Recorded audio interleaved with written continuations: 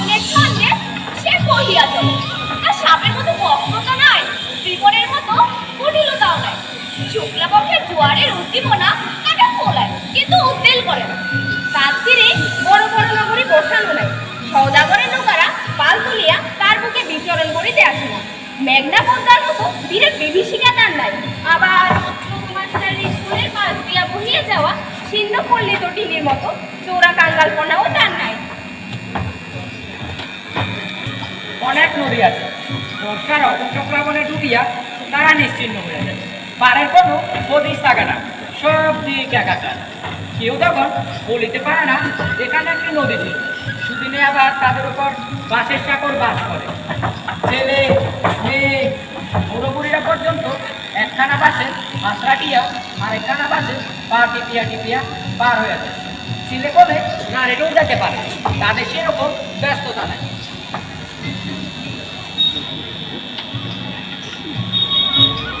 কি বলবো, সত্যি কি ব্যস্ততা নাই? যে মানুষটা গা ভরা ঘাম নিয়ে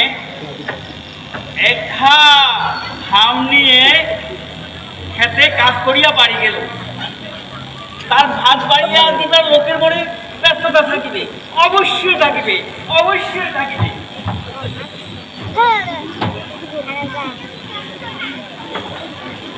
মুহুরীর 30 মাইল দূরে আরেক নদী আছে, নাম গোমতী।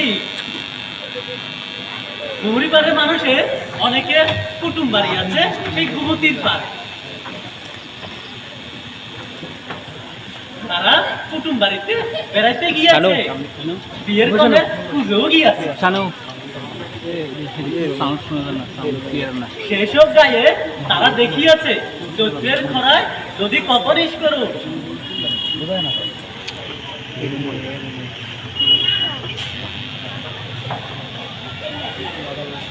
একদিকে জল শুকায়, আরেকদিকে মাছেরা দম বন্ধ হওয়ার আশঙ্কায় নাক জাগাইয়া হাঁপা।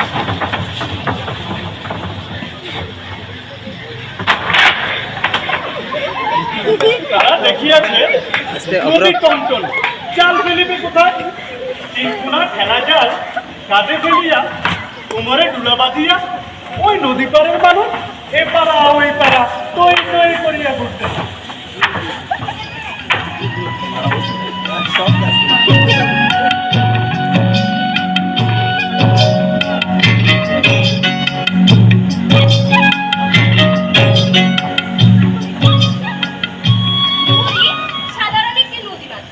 ইতিহাসের পাতায় তার নাম কেউ খুঁজিয়েই পাইবে না।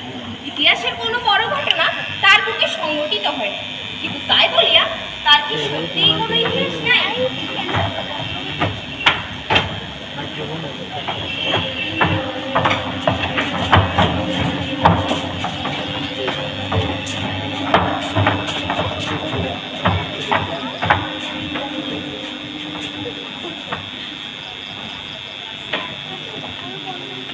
পুঁথির পাতা পড়িয়া গর্বে ফুলিবার উপাদান এই ইতিহাসের নাই সত্য, কিন্তু মায়ের স্নেহ, ভাইয়ের প্রেম, বুঝিয়েদের দরদের অনেক ইতিহাস এর তীরে তীরে আঁকা রহিয়াছে।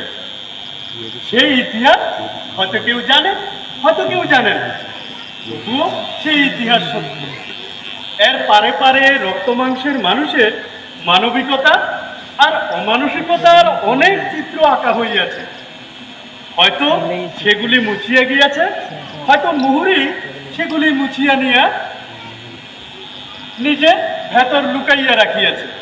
হয়তো কোনোদিন সেগুলো কাহাকেও দেখাইবে না, জানাইবে না, তবুও সেগুলি আছে।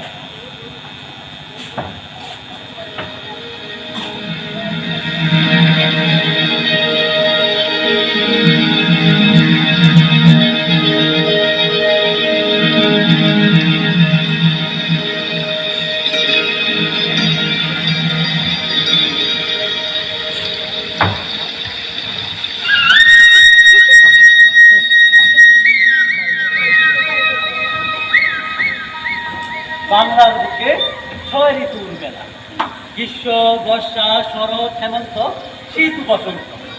বসন্ত এমনই এক ঋতু, এই সময় বুঝি সকলের মনে প্রেম জাগে, জাগে রঙের নেশা। এই নেশা বুঝইয়া সকলেই তার মনের মানুষকে রাঙাতে চায়।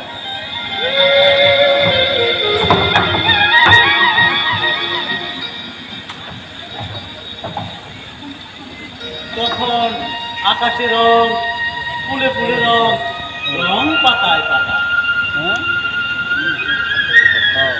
এই রং ইয়ে লাগে নহরি পারে এক পঞ্চদশী কন্যা প্রথমের মন।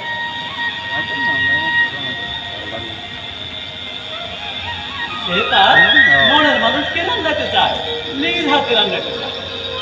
একদিন নদীতে জল আনতে যাওয়ার সময় কদমের সামনে হঠাৎ তার মনের বাধা।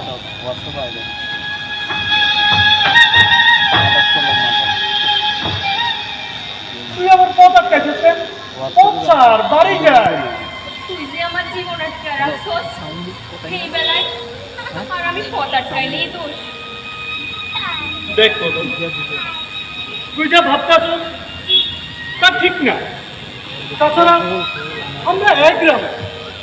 এক বাগিচার ফুলে ফুলেও তো প্রেম হয়, পলাশ রে কেন বুঝিস না? বসন্তে তোর সুবাসে আমি মাতাল হইয়া যাই। হ, এখন থেকে তাহলে তুই মাতলামি করবি। নিশিকান্ত তো মাতাল হইয়া বউ পিটায়, তুই কেন পিটাবি? যা যা, বাড়ি যা।